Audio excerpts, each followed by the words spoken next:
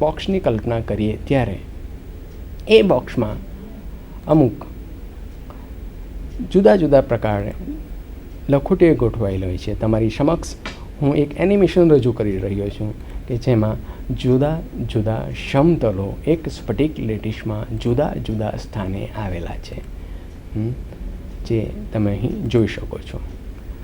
અહીં તમે જોઈ શકો છો કે આ જે સમતલો છે એકબીજા સાથે ગીચતાથી જોડાયેલા છે, જ્યારે બાકીના 1, 2, 3, 4 એ જુદા છે, જેનું અંતર ઘણું છે. આમ આપની સમક્ષ 4 એવા સમતલો છે કે જે એક ગીચતાથી જોડાયેલા છે, એકબીજાની સાથે નજદીકથી જોડાયેલા છે. અને આ સ્ફટિક ઉપર હું જ્યારે કોઈક બાહ્ય દબાણ આપવામાં આવે ત્યારે આ બાહ્ય દબાણથી આ સ્ફટિકો તૂટી જાય છે અને નાના નાના સ્ફટિકોની રચના થાય છે. આ જે નાના નાના સ્ફટિકો તમારી સમક્ષ દેખાય છે એ વિદલન સમતલને આભારી છે.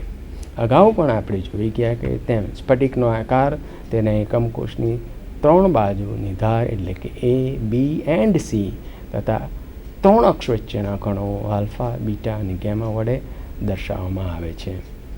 એકમકોષની બધી બાજુની લંબાઈને પ્રિમિટિવ કહે છે અને 3 અક્ષ વચ્ચેના ખૂણાને આંતરાફલક કોણ કહે છે. સ્ફટિક અક્ષ અને આંતરાફલક કોણના એકમકોષના પેરામીટર તરીકે ઓળખવામાં આવે છે.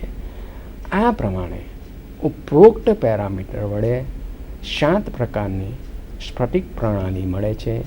આ 7 પ્રણાલી ત્રિપરિમાણીય અવકાશમાં દર્શાવતા 14 પ્રકારની બ્રેવાઇસ લેટિસ મળે છે, જે આપણે અહીં એક વિડીયો દ્વારા જોઈ શકીશું, જેમાં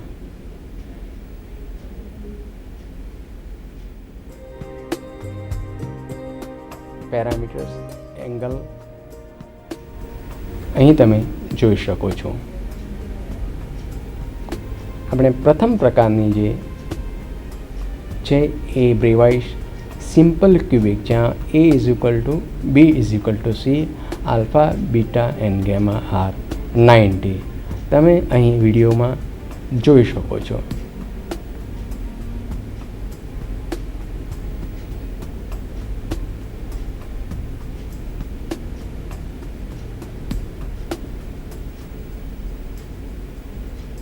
સેકન્ડ નંબરની બ્રેવાઇસ લેટિસ તરીકે બોડી સેન્ટર ક્યુબિક, જેમાં તમે ઇઝીલી તમે જોઈ શકો છો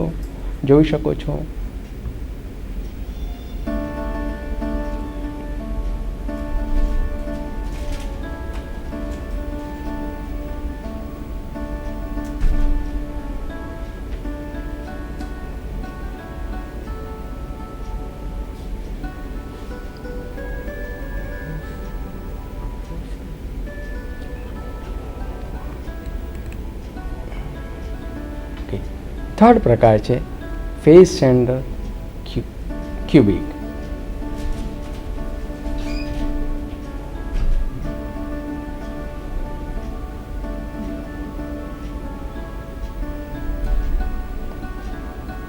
આ પ્રમાણે આપણે 3 પ્રકારની બ્રેવાઇસ લેટિસ જોઈ. હવે પછી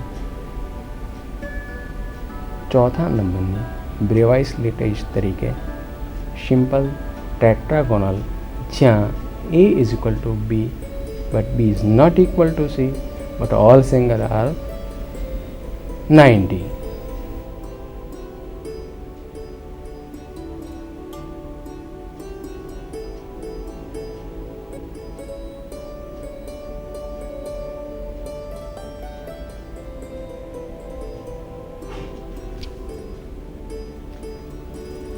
પાંચમા નંબરની બોડી સેન્ટર ટેટ્રાગોનલ, જ્યાં same as well as above, A=B, B is not equal to C, all angles are 90 degree centigrades.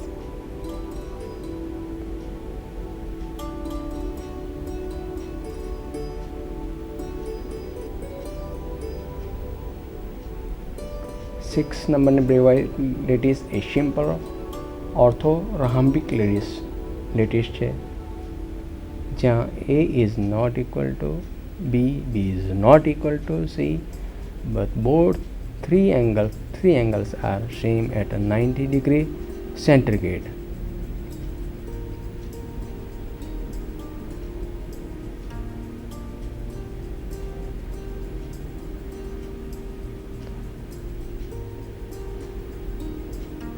Base orthorhombic brevis lattice જેમાં A, B, C is not equal but all angles are the same. તમે અહીં જોઈ શકશો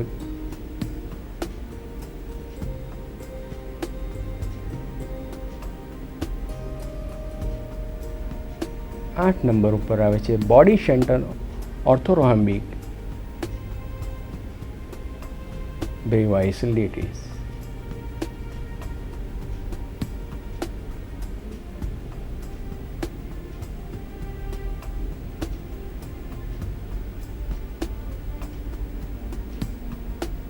દરેક લેટીસને તમે 3 એંગલની અંદર જોઈ શકો છો, 3 જુદા જુદા વ્યૂની અંદર જોઈ શકો છો. ફેસ સેન્ટર ઓર્થોરોમ્બિક જેની અંદર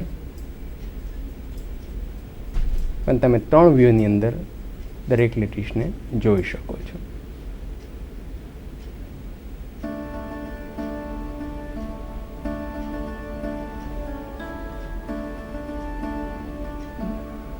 આગળ જવા દે.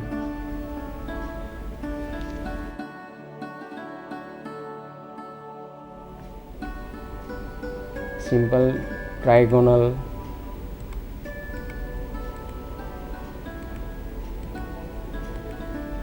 સિમ્પલ મોનોલિક, સિમ્પલ મોનોલિક જ્યાં એંગલ્સ ચેન્જ થાય છે. Alpha and gamma are 90 but beta is not 90.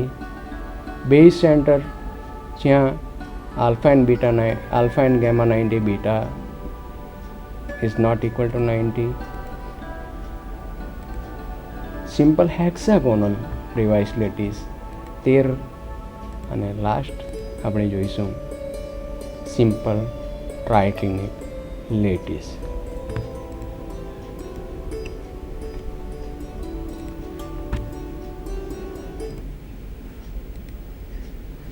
જે અહીં આકૃતિમાં તમે જોઈ શકો છો.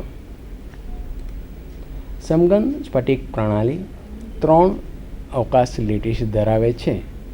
એ જે બ્રેવાઇસ લેટીસમાં જોઈએ છે એના પર સાદી સમઘન લેટીસ, ફલક કેન્દ્રિત સમઘન લેટીસ અને અંતઃ કેન્દ્રિત લેટીસ. આ દરેક લેટીસનું આપણે જ્યારે દ્રવ્યમાન શોધવાનું હોય તો આ પ્રકારની લેટીસમાં લેટીસનો એકમ કોષ સમઘનના પ્રત્યેક ખૂણે લેટીસ બિંદુ ધરાવે છે, જે 8 સમઘન સાથે સહભાગી છે. તેથી એક સમઘનને ભાગે લેટીસ બિંદુનું 1/8 દ્રવ્યમાન હોય છે. અને આ ગણતરી માટે આપણે ફરી પાછા કેમ્બ્રિજ યુનિવર્સિટીની વેબસાઇટ પર અભ્યાસ કરીએ તો 2D લેટીસ અહીં તમે જોઈ શકો છો કે તમારી સમક્ષ એક ગ્રીન અને એક રેડ કલરનો લેટીસ પોઈન્ટ છે. આ લેટીસ પોઈન્ટનો તમે જ્યારે અભ્યાસ કરો તો આ એક યુનિટ સેલની અંદર આવેલા 2 લેટીસ પોઈન્ટ છે અને એ લેટીસ પોઈન્ટનું દ્રવ્યમાન જ્યારે ગણવામાં આવે ત્યારે, એટલે કે બીજો લેટીસ ઉમેરવામાં આવે તો ગ્રીન 2 થશે, રેડ થશે. અને આ જ પ્રમાણે રેડના 4 ભાગ થશે. આમ રેડ કુલ 8 લેટીસ સાથે સંકળાયેલો હશે. માટે એની વેલ્યુ 8 × 1/8 = 1 લેટીસ પોઈન્ટ થયેલી ગણાશે. તેથી સમઘનના ખૂણાઓ ઉપર 8 લેટીસ બિંદુ આવેલા હોય છે. આમ આપણે એની ગણતરી 1 લઈશું, જે અહીં નીચેની આકૃતિ દ્વારા પણ તમે જોઈ શકો છો કે જેમ જેમ હું 1 ઉમેરતો જાઉં તેમ તેમ એ સહભાગી થતો જાય છે. આમ કિંમત એની મળશે 1. આ બીજી આકૃતિ પણ આજે દર્શાવવાનો પ્રયત્ન કરે છે.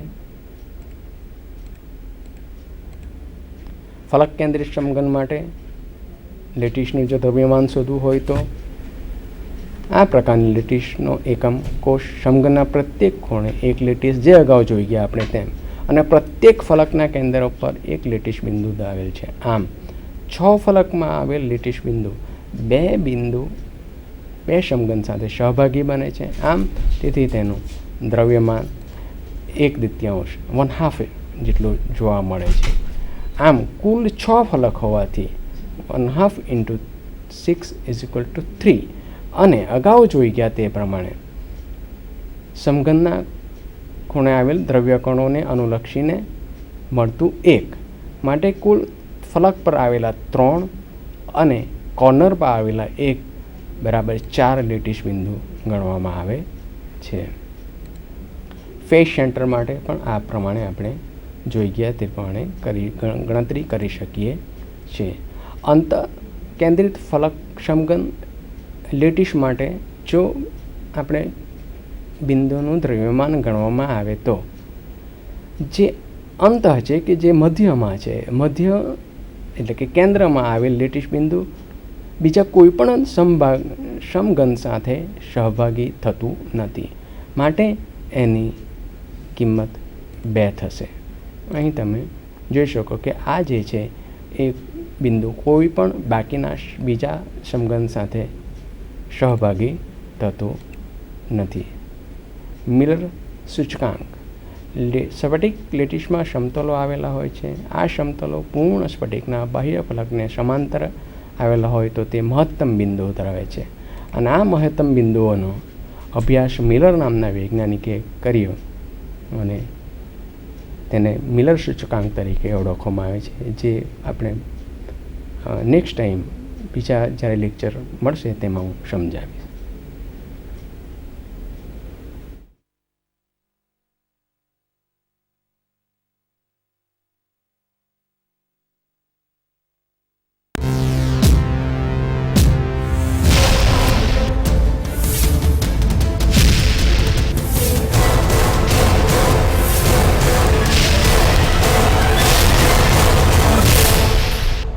સંધાન ઓલ ગુજરાત ઇન્ટિગ્રેટેડ ક્લાસરૂમ. સેટેલાઇટના માધ્યમથી જોડતી કડી એટલે સંધાન.